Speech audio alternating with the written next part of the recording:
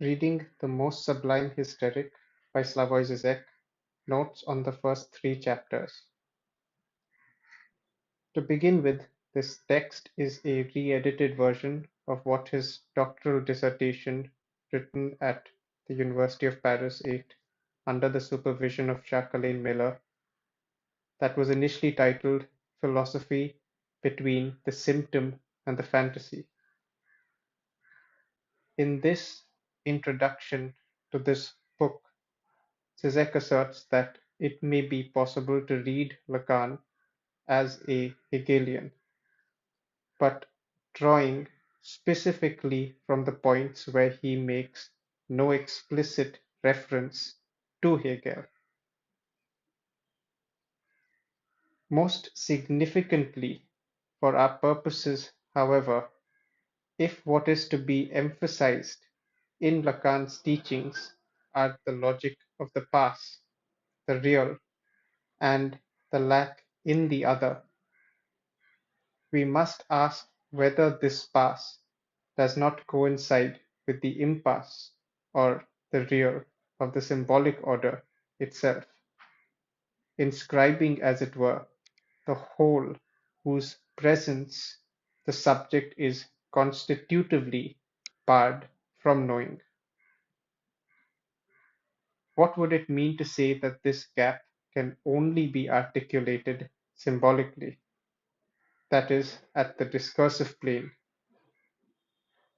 Zizek's attempt in this text is to present the logic of the signifier, which he detects operating in Hegel, rescuing him, as it were, from claims of panlogicism. Along these lines, we are presented the argument regarding how a phenomena bears within it the seeds of its own negation.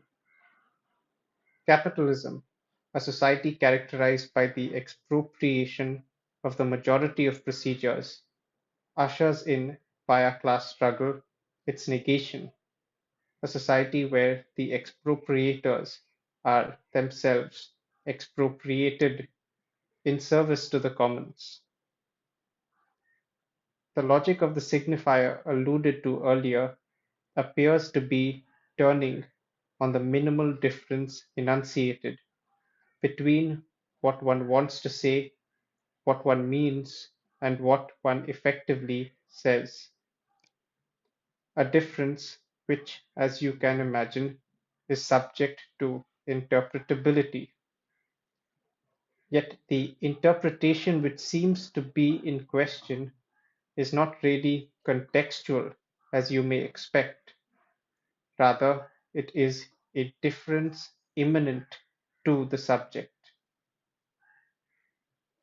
In the subsequent section on Zeno's paradoxes, we are presented with an interpretive scene or sight where you can actually see how the old paradoxes perform the perplexity of repetition itself, the most telling sign of the psychoanalytic operation of the drive at work. We are told that the true aim of a drive is not its stated goal. It is nothing more than, quote, the return into the circuit of the drive, end of quote. An investigation into the drive as such yields paradoxical, though perhaps esoteric movements, such as constituting the field of philosophy by omitting the object R. Yet it is not possible, inasmuch as I do gather from these psychoanalytical investigations into drive, that these chimerial semblances and paradoxes appear because what is sought is the relation of the subject to the object cause of desire. But what else could we possibly hope to study, if not the law via which this relation is replicated, a law which cannot be a law as such, because replicating the object cause can in no case guarantee the appearance of desire as such. just as the presence of the subject does not necessarily yield or disclose its object cause. But to ask the properly perverted question here, what would this mean with respect to the paradoxes of Zeno? In dialectics, there is a certain loss, as it were, that is itself interpreted as truth, and central to this point of view. The arrow which is fired and at motion can, for instance, through its journey, be identified as the same arrow only if its dimensions, length, etc., are the same. Zeno's reasoning guides us to see that in verifying this, we lose our capacity to notice the movement of the arrow that may soon be making its mark. Motion here dissolves into discreteness, yet the observation that Zizek is making is that it is precisely in the tarrying, that is, in the human experience of grasping such a loss, that our aspect of the truth resides, an aspect which some may call dialectical. To present this in Hegelese, for instance, would mean to say that the aspect of the motion that we notice in the flight of the arrow exists only for us. In itself, the arrow remains in the same moment, even if its velocity is not the same at the same moment. Zizek points out, however, that this distinction between the thing in itself and the thing for us is already a distinction that exists only in consciousness. In fact, this may be Hegel's most elementary criticism of Kant. This is not a rejection of consciousness or subjectivity for that matter. For us, as Zizek explains, the entire content of being resides in the argumentative path that brought us to it, unchanging being, as it were, if that is what we arrive at, is only a fixed objectification. In a moment of strange parallelism with Eastern esotericism, we find that what we initially found to be a procedure or path external to the object is already the object itself. In Zizek's own words, and contrary to classical representation of an external form, obscuring the true content, the dialectical approach sees content itself as a fetish, or better yet, as an objective whose inert presence hides its true form. In the place of this nothingness, we have a new formalism, as it were, not merely the perhaps familiar to politicians at least, that the dialectical truth of an object consists in its network of mediations, but what is the correlate of this passage of the object, its irrevocable loss?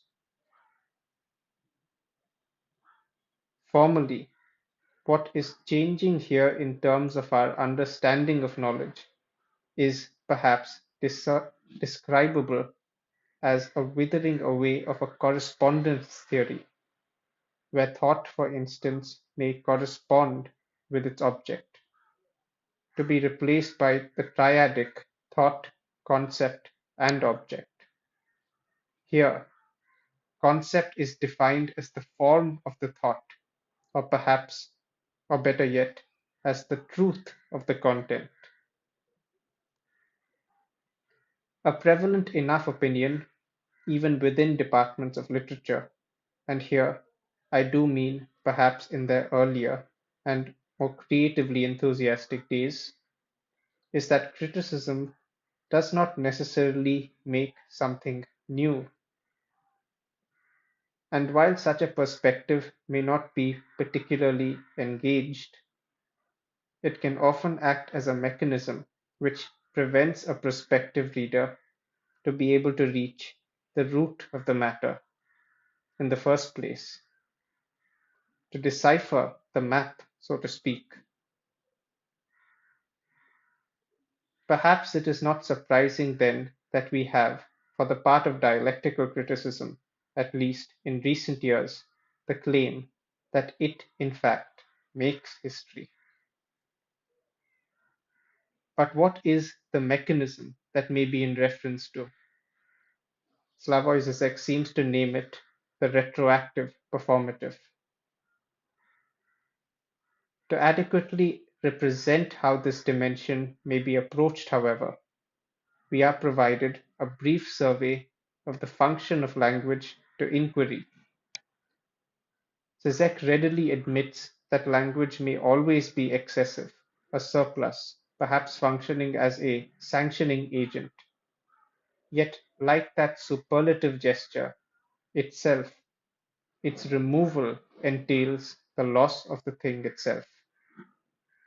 To put it in rather old English terms, it is that which secures a principle. This, coupled with the earlier assertion that it is knowledge itself that forms an object, may indicate as to what may be the scope of our inquiry here. Where I personally may be less familiar with these categorizations is the assertion that Kant somehow remained within the opposition between subject and substance, whereas with Hegel we reach substance itself as subject. To put this section in the problematic terms of its Marxian successors, it is not that historical materialism is objective knowledge, perhaps tautologically, the historical role of the proletariat requires the subjective position of the proletariat. In philosophy, the discipline which tarries most persistently with sensory human experience is phenomenology, and we may be tempted to hazard the implicature, following the example cited from the phenomenology of spirit, that the presentation of antagonistic moments in the unhappy consciousness, as it were, do not prefigure the absolute, but in their enunciation already express it. This hastened prefiguration may be read again as eulogy to the idea of patience. This eulogy would not be recognized, however, that in presenting, that is, in the feeling and expression of the antagonism as such, unhappy consciousness already depicts the gap between itself and the absolute. In much of analytical thought, let alone dialectical reasoning, the question of the place of contingency is raised in many forms, often against charges of determinism that are leveled. This is a lesson, as it were, demonstrating that the only way we get out of the circle of deductive reasoning is by positing contingency itself as necessary. But how does Hegel do this?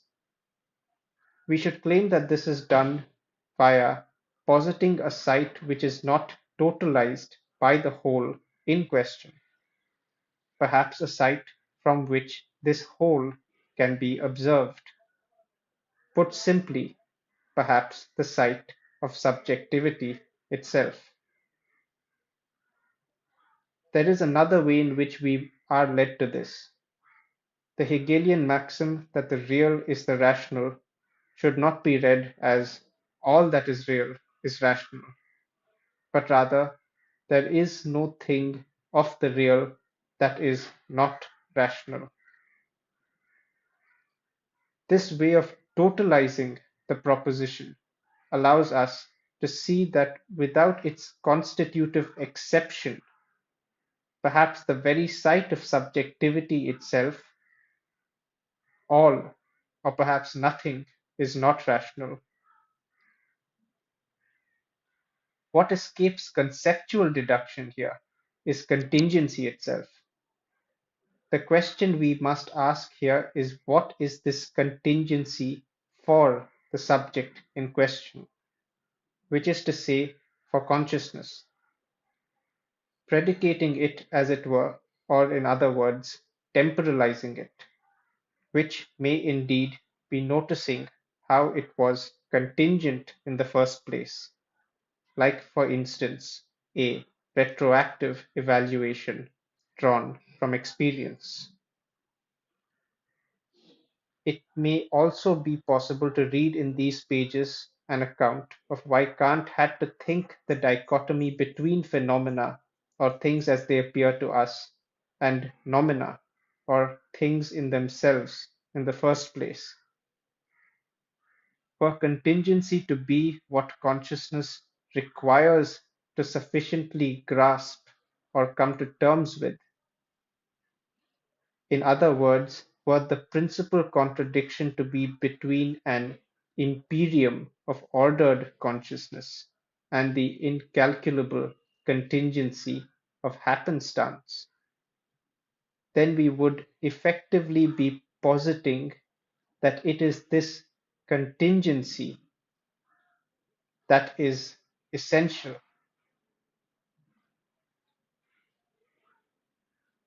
I am not sure here, and I ask this as a well-meaning question, as I have not read the book. Is Quintin Malsu's "After Finitude", an essay on the necessity of contingency, published in 2006, in any way engaging with or an advocacy of such a position? Because its title does sound like it, and despite being told not to judge a book by its cover, I, as a Hegelian, am often taken up by appearances. The comparison which is made by Zizek himself, however, so as to better place this before the table of the history of philosophy, is to take what his apparent advocacy of an indifferent disposition to contingency may mean when compared to perhaps a better known position that may be resembling it, that is, that of Stoicism, which too regards the contingency, or rather the contingent course of the world, with indifference. We are reminded that Hegel himself takes Stoicism to be an example of the unhappy consciousness that is unable to alienate itself as particular content, leading to, as it were, the abstracted individual. For Hegel, we are told, ethical duty always is dictated by the historical situation of the polis. Antigone is provided as an example from classical literature, who perhaps embodies the pathological, or indeed hysterical, insistence on particularity as the cornerstone of her ethical edifice, a tragedy I would advise you to read on your own.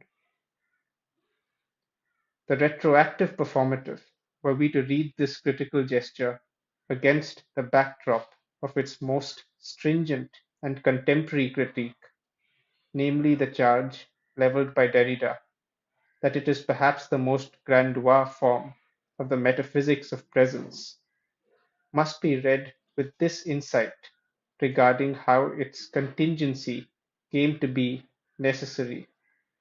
Quote, the key for the Hegelian teleology would be to search inside the retroactive movement of the signifier for the point at which the appearance of a new master signifier retroactively bestows signification upon the chain that preceded it.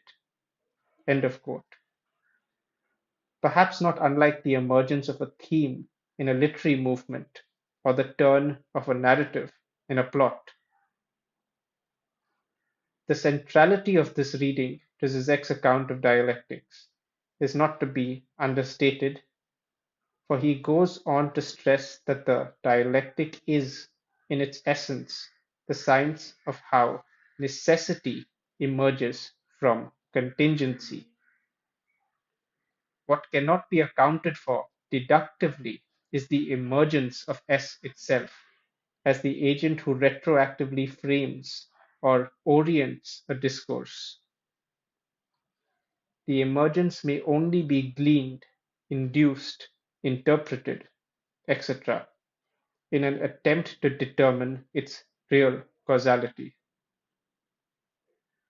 Even at the level of gesture, in its performative dimension, such as in drama, we are pointed out to Brecht, whose strategy of defamiliarization, the patented concept of the alienation effect, represents when not actively depicting how that which is natural must always appear to be a totally contingent, fictional order. Is not a perfectly laid out plot that great ultimate mask of contingency itself, like a planned event or a show trial whose end is already known in advance, as it were. Yet, even for such a scripted event to work, let us say the point in a mystery where the culprit is caught, staging the contingency of this happening is everything. In other words, for things to work, it is the contingency itself that is necessary. The aspect of contingency, as it were, may perhaps tokenistically be represented in a constitutional monarchy, for example, such as in Great Britain.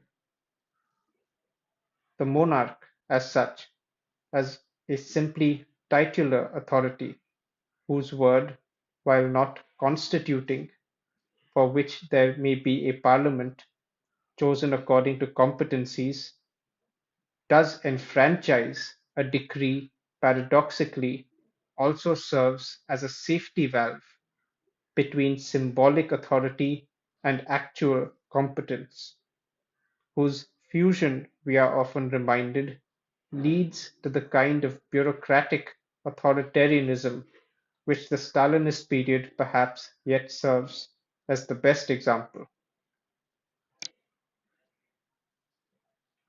The republican hatred for the king, however, must find its structural corollary, and the constitutional safeguard against this is in keeping the greatest possible distance between symbolic legitimation and effective authority, relegating the position of the master, as it were, to a point rejected from the whole. Now, as comical as this may sound, do we really live in a world that is very different?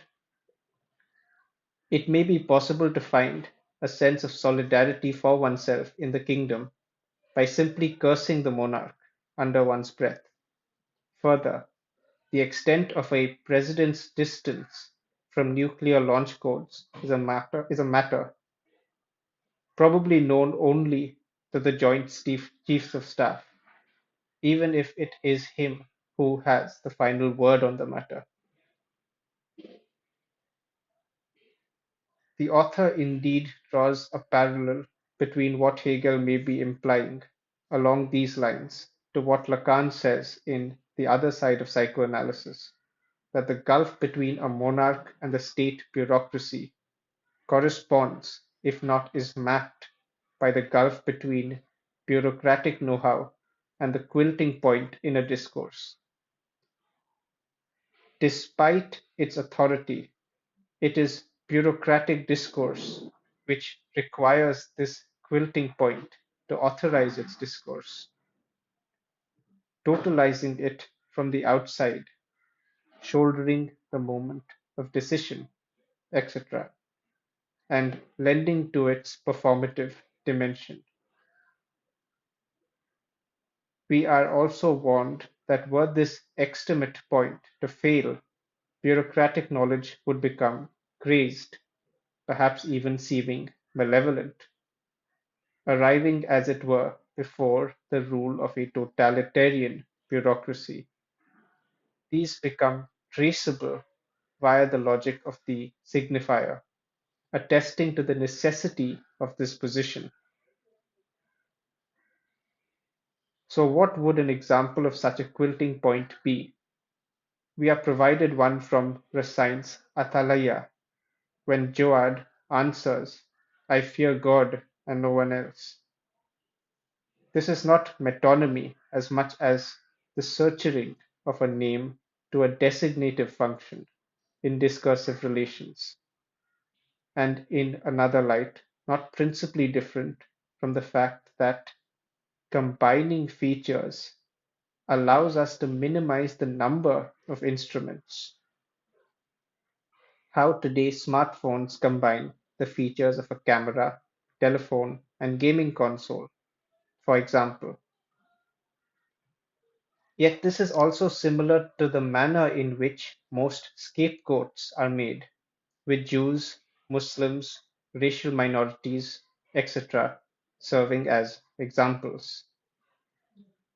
The example which is referred to in the text, however, has a more nominative universal function, an instance where one stands in for all the others, even if it were fear of God, which paradoxically, in what it substitutes for, proves that it is no fear at all, or perhaps, as Lacan may put it, the opposite of a fear. The author's notes on the parallels between the Dreyfus affair and Paulinian Christianity are worth reading for their sheer involved depiction, which does much to warm up the rather cold theoretical notes.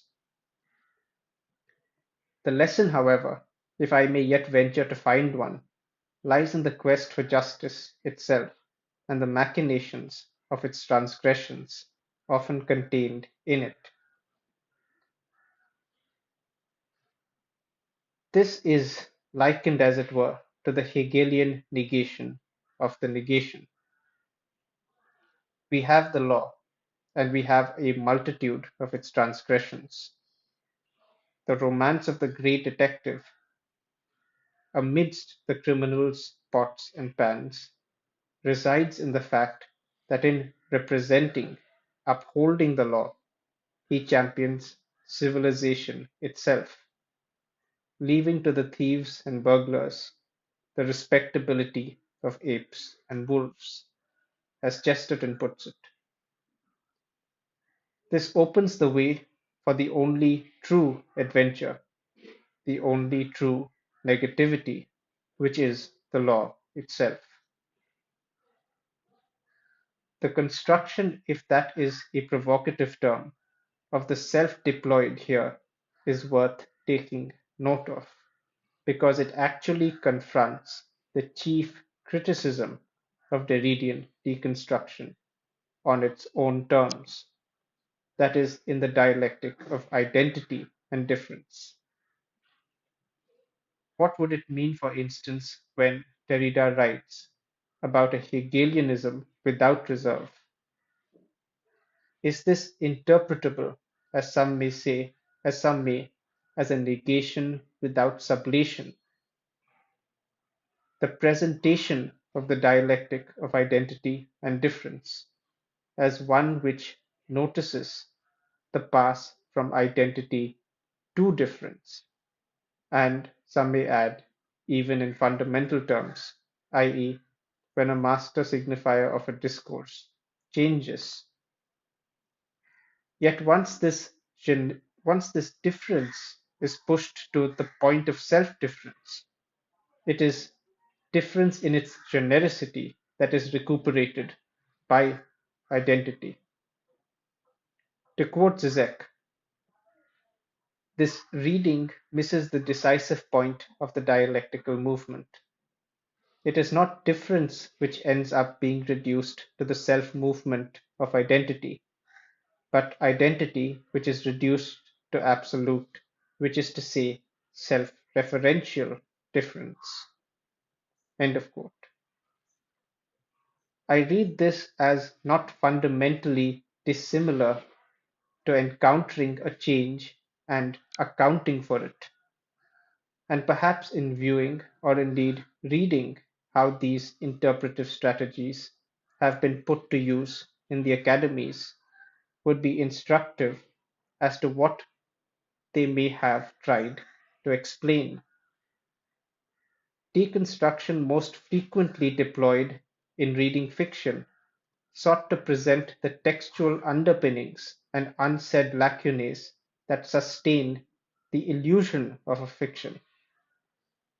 Dialectics, in having to adapt to this difference, sought to account for the desire for a fiction by reading circumstantial, which is to say, historical forces that may be influential or, when not directly, determinative of the form of a text. To put it in other terms, what we see is the difference between a film critic who explains an ambiguity in the narrative which the plot exploits via referencing cuts in the shot, compared to one who tries to explain why a shot had to be composed as such for two scenes to fit, hence producing a narrative. I am reminded here of Peter Dews's book on the topic published in 1987, titled Logics of Disintegration: Post-Structuralist Thought and the Claims of Critical Theory, a year after Zizek's own work. In any case, I think it would be important to take into account Zizek's own position on this, given that his reading of the dialectic may not be as self-evidently exemplary or even compositionally the same as Fredric Jameson's, for example. Identity is the name for difference taken to its point of self-reference. End of quote. I think the import of this claim is in, oh sorry, the import of this claim in how it seeks to address, if not recuperate, crime is significant. Crime is not recuperated in the self-movement of the law, reduced to a subordinated moment of its self-mediation. End of quote. But is not, or rather has not the dialectical temptation, the very idea of progress, not hung on precisely such a moment of a sublationary realization of the law via its mediation, through the aberrant particularity of crime? This is where Zizek would answer, no, insofar as it is the law itself whose unthought, as it were, its own prehistory that supposes the division and ownership of property to begin with. This is how it is the truth of law itself that it is nothing more than crime universalized. This mediation, dialectical as it is, deserves particular attention, for it is not a discrepancy between certain elements in a text, but between the elements and their background, and what it appears to them as, and perhaps it is only through this way that we may yet redeem the possibility of a law which actualizes itself through its self-mediation by crime. Yet what would an actualization of law via its self-mediation by crime even mean, if not an explication of the thinking behind Hegel's attack on the Aristotelian law of identity? Zizek attempts to explicate this for us via a historical reading of Marx's notebooks on the class struggle in France, where we can see a universal splitting with its specific contents. The Orleanists and the Legitimists, i.e., those who supported the descendants of the younger brother of Louis XIV and those who supported the king himself, were both, on the face of it, royalists, yet their alliance in the party of order had to be republican, for it was the only way both factions could maintain equal power over common class interests without giving up their mutual rivalry. This argument is put in biological terms thus: the Republicans would be a species inside the Royalist genus, yet Zizek adds that it would serve as the genus itself for the species that subsumed within the genus, which is this last concluding genus then, the Republican or the Royalist? But in following the argument presented, if the choice which a Royalist is faced with is between Orleanism and Legitimism, can he be a Republican? The answer we see is if he chooses the medium itself, placing himself as it were at their intersection. This, following the thread, would be where a royalist meets a royalist.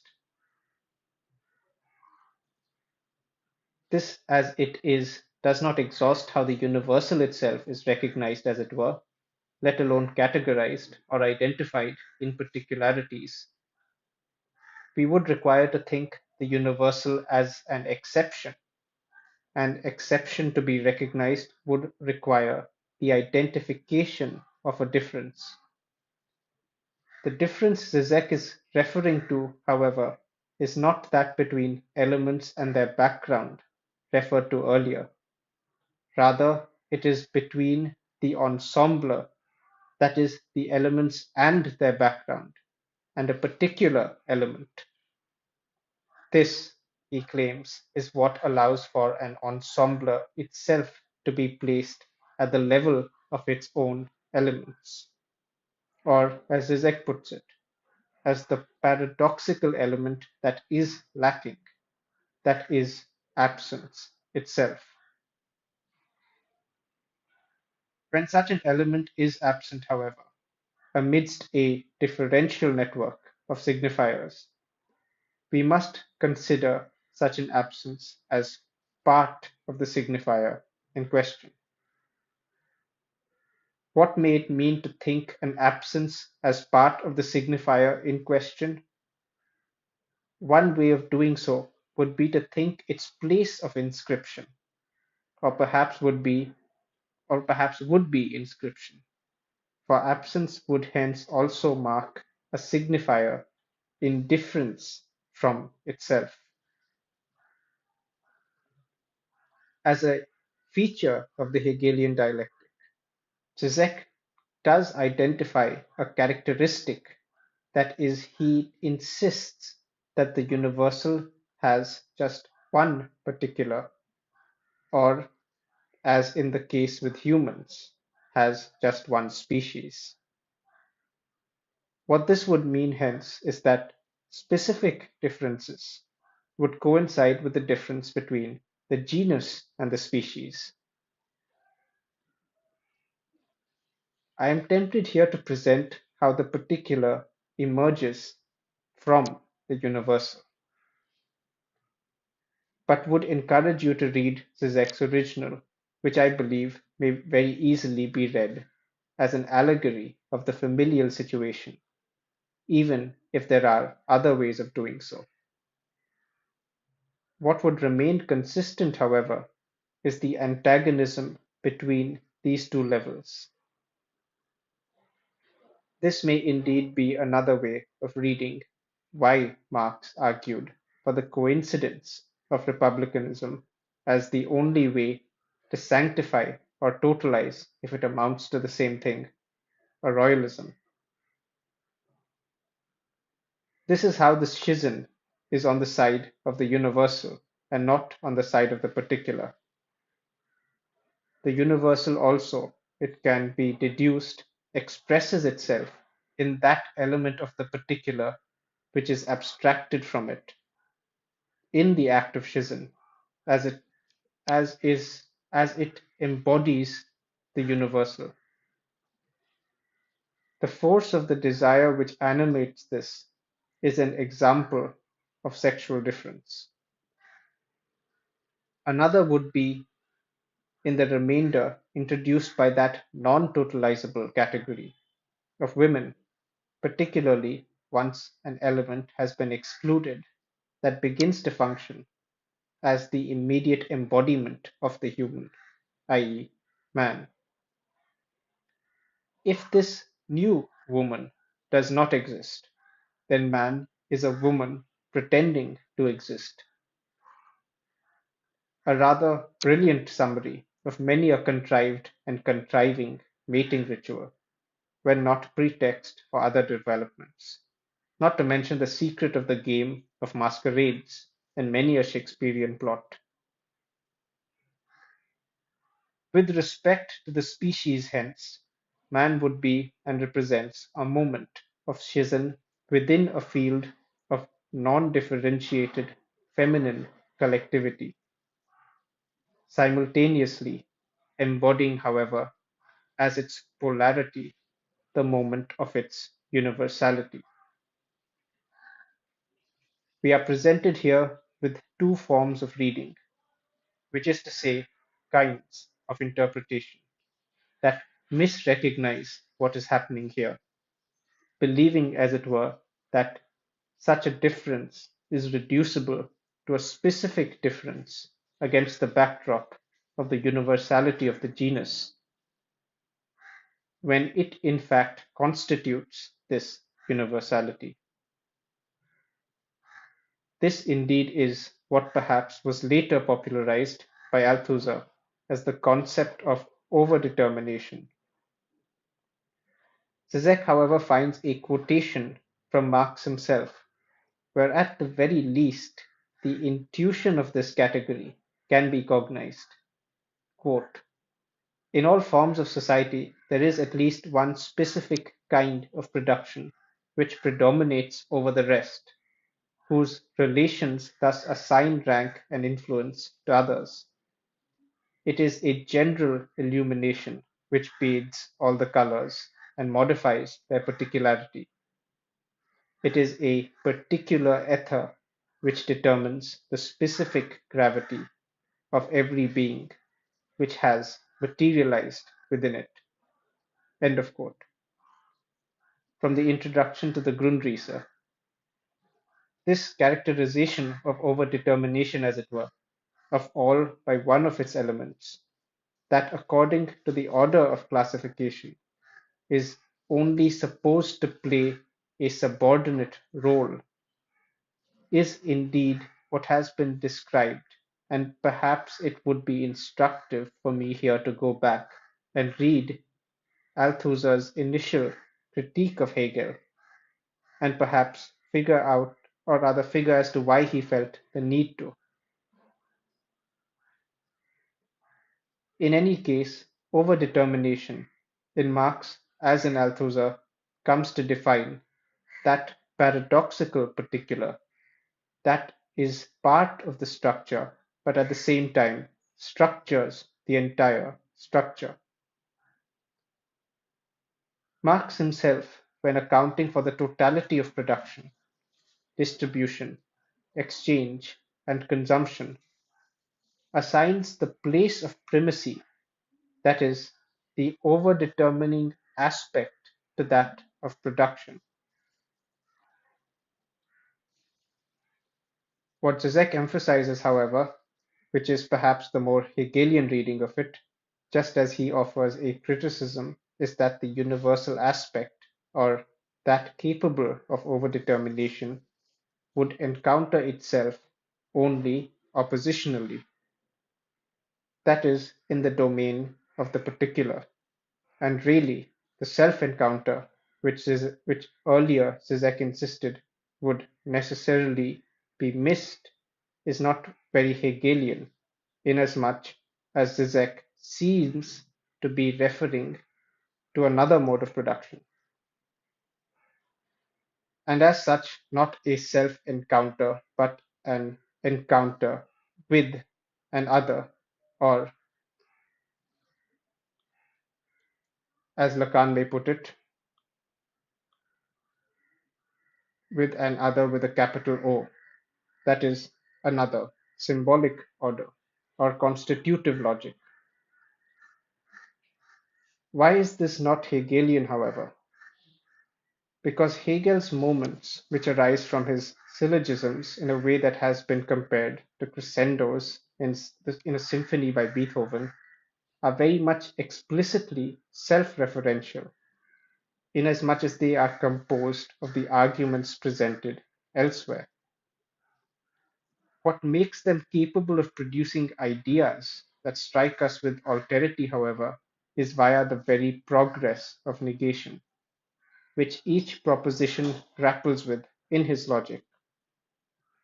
The moments hence, which also frame sections of the book, his phenomenology, are not mere summations, but also breaks, radical ones, like the fall of an idea, which is perhaps weirdly translated into inspiration in English from Einfall, mark, as it were, the points where thought simply could not go on in its newly self-recognized mode, in whose very articulation we hear the bell of its passing.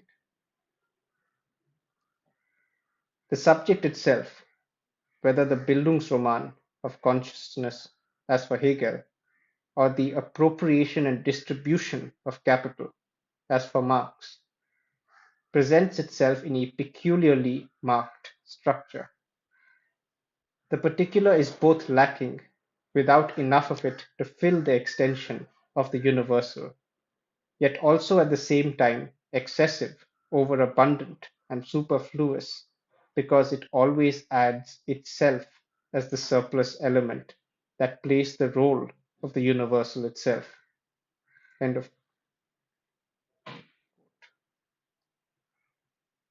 The way in which Zizek presents and hence redefines the concept of overdetermination, however, that is, as a sexual difference whose particularity totalizes the backdrop of the genus, means that any possibility of a closure of the short-circuiting where the universal and the particular end up on the same side, a classification without remainder, would mean we are dealing with a flat, objective structure without any representation of the subject.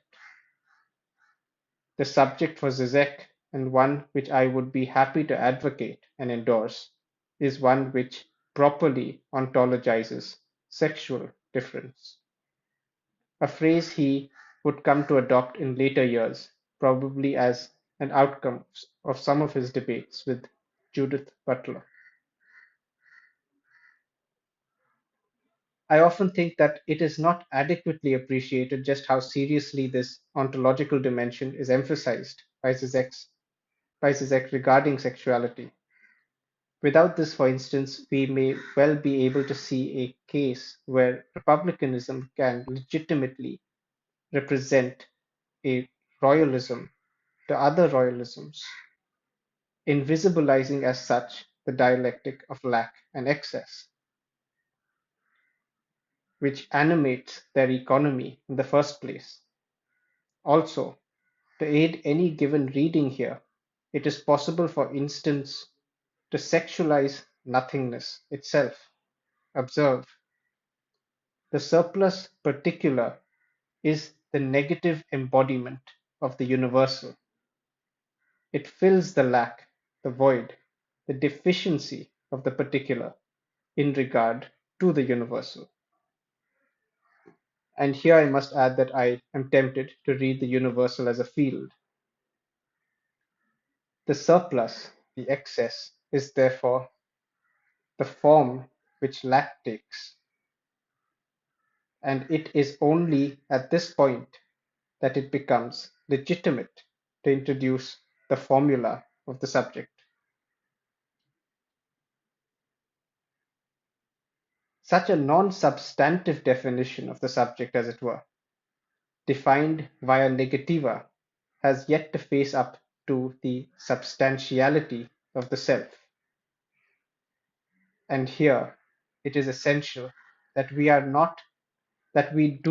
not confuse a trait for the subject, for the former may be substantive even when the latter is not.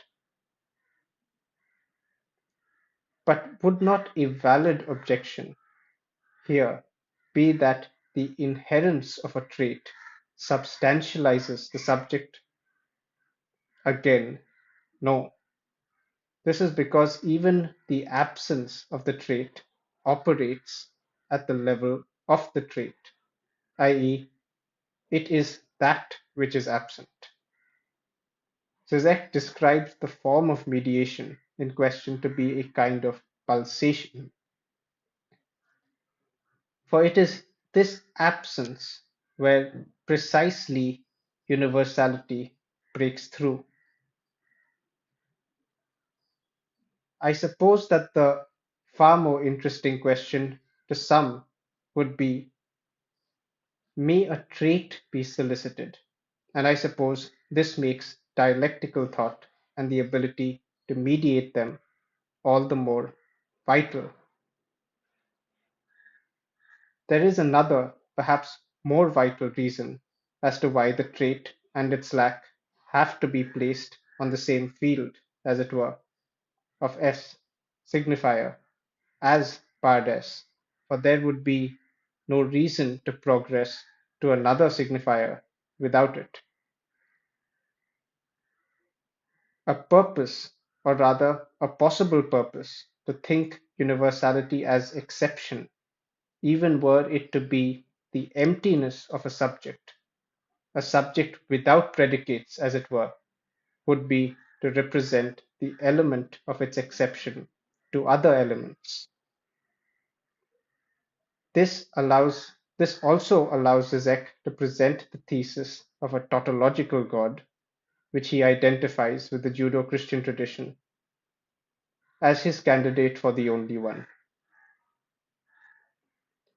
In a gesture which would foreground the work of Deleuze favorably, even as it takes up arms against it, Zizek posits the beginning of the dialectical process as not an abundance of self-sufficient substance, tautologically identical with itself, but rather absolute contradiction. Though as opposed to a naive Hegelian reading, which would take this as a positing of conceptual difference with itself, leading to perhaps the recognition or perhaps naming of a new moment. Zizek, in this text, published in 1986 under the supervision of Miller, seemingly does take in his stride more contemporary criticism, which points out how Hegel, in his thinking of the conceptual difference produced in an encounter, or that which may be apparent between two moments, cannot think the concept of difference as such. Yet were we, following the thread presented here, to treat dialectics as beginning with contradiction rather than identity, just as we tried to show the Hegelian critique of the law of identity, analogously to how we have attempted to represent the law as crime universalized. It would be circumspect to observe that a concept of difference without negation does not seem to be able to attest as to what it is different from. Do we have, for instance, in Deleuze, an ontology which can seemingly glide on a virtual plane of differentiality, whose repetition does elicit negation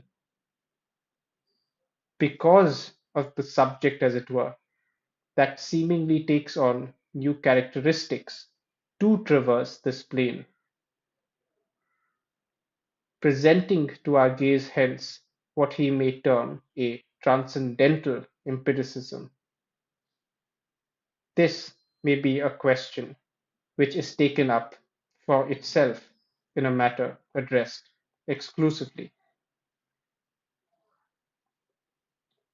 Though not to play the spoilsport, I should add that Zizek's reading and his prose on conceptual production and the possibility, seemingly impossible, of framing all becomings by representing, as it were, their conditions of possibility, is perhaps the ontological gesture par excellence, and I would recommend that you read this section yourself. We may yet have to move on from a concept or conceptual of production in a transcendental empiricism to that much drier, though perhaps better ordered, nominalistic world where a thing, which may even be an entity, is less a constituent of its constituent characteristics than it is its name, that signifying mark which seals the representational aspect under a single denominating feature. Negation, as it were, or perhaps I should say even negation, has meaning, i.e., is a semblant when it is recognized as a piece of work. It for itself represents what it may be for others, as a commodity, for example, a relation which seemingly always has more to do with ownership and trade than das Ding an sich. In itself, the practice of its making, that which results from solidities, potentials, temporal aspects that are hard to discern from the cool distance of a shop floor or a show floor or whatever, even as they appeal to such possibilities. The contingency of language, by which I mean how what we say is understood, like our actions, is a product of interpretation. The relation between them is arbitrary only when we use the word as an instrument. Forced as we may be to do precisely this, we are reminded, in perhaps not an un-Lacanian vein, that the truth is not all. And in our little plays, which really don't seem very different from encounters, gleaming what we may from chance, or as an unfortunate soul, Walter Benjamin, once advocated, with cunning and high spirits, may be the best counsel we may leave behind. At any rate, I should break off my notes here, having covered the first 3 chapters in Zizek's doctoral thesis. And I thank you for your patience, really. It required that if you sat with me through this. And as always, I will leave a link to the text itself in the description box. And if you'd bear with me, you may join again for the subsequent sections. Thank you. Bye bye.